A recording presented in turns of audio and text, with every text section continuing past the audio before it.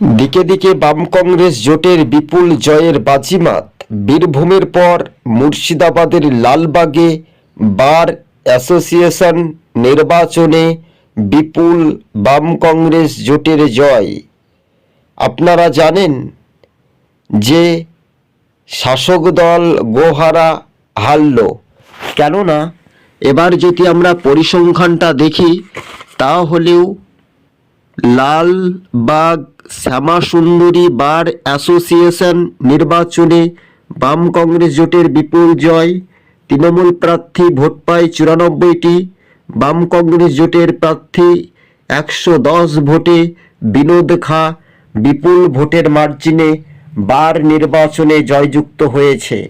কেননা দিকে দিকে কিন্তু বাম জোটের হাওয়া, 2026-এ কী হয় দেখার বিষয়।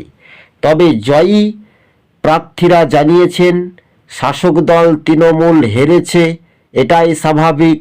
আগামী দিন আরও প্রকল্প শুরু হচ্ছে, দিকে দিকে বাম জোটের হাওয়া বইছে।